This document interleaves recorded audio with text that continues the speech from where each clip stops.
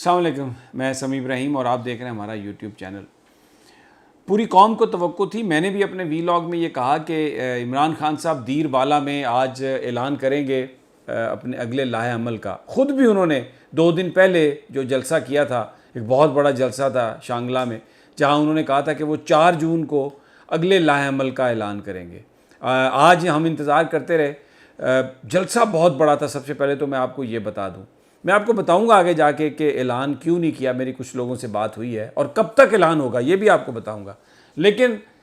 सबसे पहले मैं आपको ये बताऊं कि जो जलसा आज दीर बाला में हुआ, वो बताया जा रहा है कि दीर बाला की तारीख़ का सबसे बड़ा जलसा था। वहाँ पर ग्राउंड जो है वो छोटा पड़ गया, और वो छोटी सी जगह है वो ज़िला जो है वहाँ पर, लेकिन लोग इतने ज़्यादा आ गए कि ये समझा गया, ये वहाँ पर जो लोग हैं उनका ये कहना है कि ये तकरीबन आप समझे टोटल आबादी का कुछ 70-80% वहाँ पर आ गया, और एक भरपूर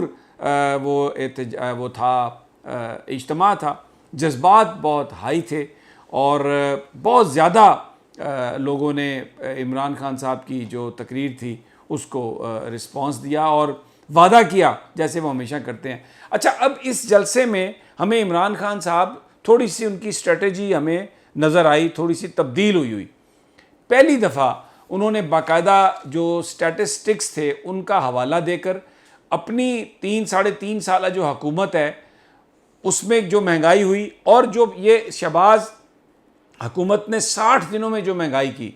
उसका कंपैरिजन पेश किया, और उसमें उन्होंने ये साबित किया कि ये 30 दिनों में 60 दिनों में जो शहबाज हुकूमत ने महंगाई पैदा की है, या जिस तरह से इजाफा हुआ है, आम बंदों की ज़िंदगी तंग हो गई है, जबकि हमारी जो हुकूमत थी उसमें महंगाई का रेशो इतना नहीं था। और सवाल उन्होंने किया कि आप हमें इसलिए निकाला गया ये कहकर कि हमारी हुकूमत सही काम नहीं कर रही, महंगाई बहुत ज़्यादा हो गई है, और हमें निकाल दिया गया, और ये प्रोपेगेंडा किया गया कि ये बड़े तजुर्बाकार लोग हैं, इनके पास बड़ी टीम है, और ये कॉन्फिडेंस लेके आएंगे सरमायाकारों में, और पाकिस्तान में जो महंगाई है उसमें कमी होगी, डॉलर की कीमत नीचे आएगी, स्टॉक मार्केट बेहतर होगी। लेकिन ये बिल्कुल इसके उलट हुआ, और उन्होंने आज एक बात कही है न्यूट्रल्स को। उन्होंने कहा आप ठीक है, आप न्यूट्रल्स हैं ना, तो आप देख लें, अब आपने न्यूट्रल्स रहना है तो आप रह लें न्यूट्रल्स, लेकिन ये सब कुछ आप देख लें। तो एक जो उनकी हिकमत अमली हमें थोड़ी सी तब्दील नज़र आई है। कुछ जो तहरीक इंसाफ के लोग हैं, मेरी उनसे बात हुई है, उन्होंने खान साहब को ये बात कही है, और पार्टी के टॉप लेवल पर इस वक्त ये एक गुफ्तगू चल रही है कि ये जिस तरीके से इन्होंने महंगाई की है, और जिस तरीके से शहबाज हुकूमत की नाअहलियत सामने आई है, इनकी नाअहली सामने आई है, तो किसी लॉन्ग मार्च का फौरी तौर पर अभी ऐलान करना ये शायद अर्ली कॉल होगी। थोड़ा इंतज़ार करें, क्योंकि ये अपने बैगेज, अपने बोझ के नीचे ये हुकूमत गिर जाएगी, और गिरने वाली है, क्योंकि ये जो महंगाई है ये इनको कहीं का नहीं छोड़ेगी। दूसरी जो बड़ी वजह जो हमें बताई गई है, जो ज़राए ने बताई है, इसकी कंफर्मेशन तो तहरीक इंसाफ सरकारी तौर पर ही कर सकती है, कि एक अभी ये एक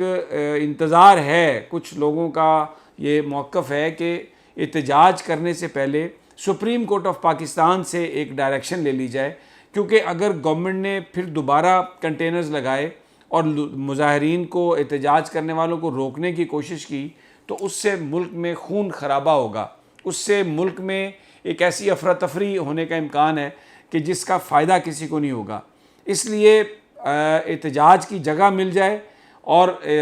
पुरअमन एहतजाज हो, क्योंकि इमरान खान साहब वहाँ पर 15 से 20 लाख लोगों का इज्तिमा चाहते हैं, और उसके लिए ज़रूरी है कि पुरअमन एहतजाज हो, ताकि पिंडी इस्लामाबाद के लोग भी शरीक हो सकें, और पाकिस्तान के दूसरे इलाकों से जिन लोगों ने आना है वो भी उसमें शरीक हो सकें। वो जो उनकी जो आमद का सिलसिला है वो तभी मुमकिन है जब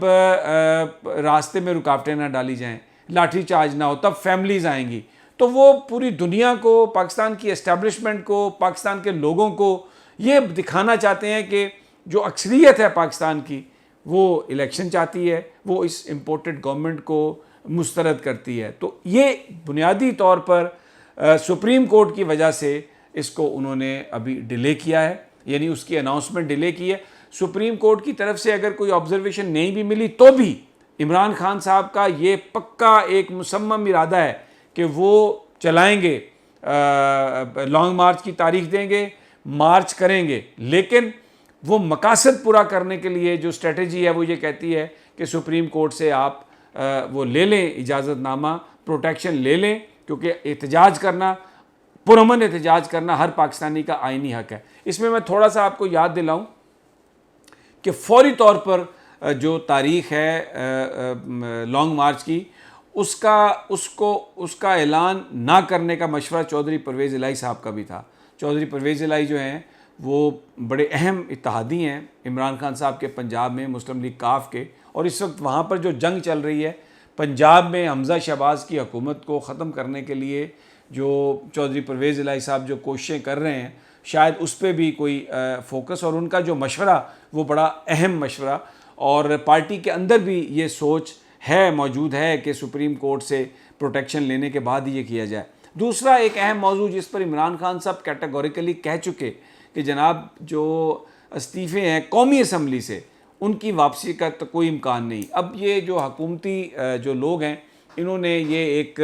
प्रोपेगेंडा करना शुरू किया, ये बात कहनी शुरू की है कि जी तहरीक इंसाफ के अंदर इख्तलाफ है इस बात पर, और बहुत सारे लोग असम्बलियों में जाना चाहते हैं। तो इसमें मैं आपको ये बताऊं, मेरी बहुत सारे MNA से बात हुई है, एक सोच थी तहरीक इंसाफ के अंदर जो डिस्कस हुई कि असम्बलियों में जाना चाहिए या नहीं जाना चाहिए वापस, लेकिन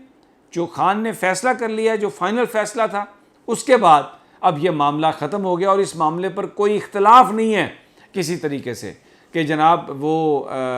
कोई मामला जो है इससे आगे बढ़ेगा। तो कौमी असम्बली में कोई बंदा नहीं जा रहा वापस। अब मैं आखिर में आपको एक इशू है जो नैब के हवाले से जो कवानीन जो पास किए गए और इलेक्ट्रिक EVM को ख़त्म करना, ये वो एक सदर पाकिस्तान ने, मैंने अपने पिछले वीलॉग में भी आपको बताया कि वो वापस भेज दिया बिल। सदर पाकिस्तान ने कहा कि मैं ये नहीं करूँगा, ये जो EVM मशीन्स का भी जो ख़त्म किया गया और जो ओवरसीज़ पाकिस्तानीज़ का वोट है वो भी मैं ख़त्म करने का जो बिल है मैं उस पर दस्तखत नहीं करूँगा। अब हुकूमत जो है ये कोशिश कर रही है कि उसको जो जॉइंट सेशन है जो 6 या 7 को बुलाया गया, लेकिन मुझे ज़रा ये बता रहे हैं, बड़ी अहम बात ये कि जो हुकूमती इत्तेहाद है उसमें बहुत सारे लोग जो हैं वो उन्होंने ये कहा है कि ओवरसीज़ पाकिस्तानीज़ का वोट ख़त्म करने से बड़ा नुकसान हमें भी होगा, क्योंकि ओवरसीज़ पाकिस्तानियों की जो एक पूरी लॉट है वो तो सारी की सारी फिर तहरीक इंसाफ की तरफ चली जाएगी। और बाहर के जो दौरे हैं, जब वहाँ पर लोग जब नारे लगाते हैं गद्दार और चोर, तो ये हमारी जो एक्सेप्टेबिलिटी है ये बड़ी मुतासर होगी। तो इस पर नज़र षानी करें। क्या फ़ैसला होता है ये मैं आपको बता दूंगा क्या फ़ैसला होता है। और अब आखिर में मैं अफ़गानिस्तान के हवाले से जो खबरें आ रही हैं ये बहुत अहम है, किसी ने इन पर तवज्जो नहीं दी। अफ़गानिस्तान के अंदर जो इंडियन इन्फ्लुएंस है वो बढ़ता चला जा रहा है, और तालिबान को फ़ौजी ट्रेनिंग देने के लिए भी हिंदुस्तान ने ऑफ़र की है। उनके जो पाकिस्तानी बॉर्डर के साथ जो कौंसलेट हैं वो भी उन्होंने खोल दिए हैं, और वहाँ पर उनका मकसद क्या है, वो सिर्फ पाकिस्तान के अंदर दरअंदाजी। और अनफॉर्चुनेट बात यह है कि पाकिस्तान का वज़ीर ख़ारजा जो है बिलावल भुट्टो, वो वहाँ पर अफ़गानिस्तान के दौरे पर नहीं गया, क्योंकि एक बड़ी बात जो है इस वक्त वो ये है कि तालिबान को बिलावल भुट्टो अपनी माँ का कातिल समझते हैं और तहरीक तालिबान को भी अपनी माँ का कातिल समझते हैं। तो उनके साथ गुफ्तगू के लिए ये तैयार नहीं है, और इसका पाकिस्तान को बड़ा शदीद नुकसान हो रहा है कि वो अफ़गानिस्तान जहाँ पर जो मौजूदा हुकूमत बनवाने में जनरल फैज़ हमीद का एक किरदार था, पाकिस्तान का एक किरदार था अमेरिका के यहाँ से विदड्रॉल में, और फिर पाकिस्तान ने मुखालफत भी मूल ली अमेरिका की। वज़ीर-ए-आज़म इमरान खान ने कहा कि एब्सोल्युटली नॉट। अब वहाँ पर इंडियन इन्फ्लुएंस बढ़ रहा है, और डेलिबरेटली, ये मैं बात कह रहा हूँ, डेलिबरेटली बिलावल भुट्टो अफ़गानिस्तान को इग्नोर कर रहे हैं। स्विट्ज़रलैंड, चाइना और इधर इन इलाकों में वो जा रहे हैं, क्योंकि अपने करीबी साथियों से उनका ये कहना है कि इनके साथ बैठना बड़ा मसला है तालिबान के साथ, क्योंकि वो उनको मोहतरमा बेनज़ीर भुट्टो के कातिल समझते हैं। इस मसले ने आके पाकिस्तान की जो अफ़गान पॉलिसी है उस पर एक बड़ा कंप्रोमाइज़ हो गया है, एक बड़ा सवालिया निशान है। और हमारे वेस्टर्न बॉर्डर्स, वो अफ़गानिस्तान, वो तालिबान, वो मुजाहिदीन जो हमेशा से पाकिस्तान के दोस्त रहे हैं, अब बिलावल भुट्टो की मौजूदगी की वजह से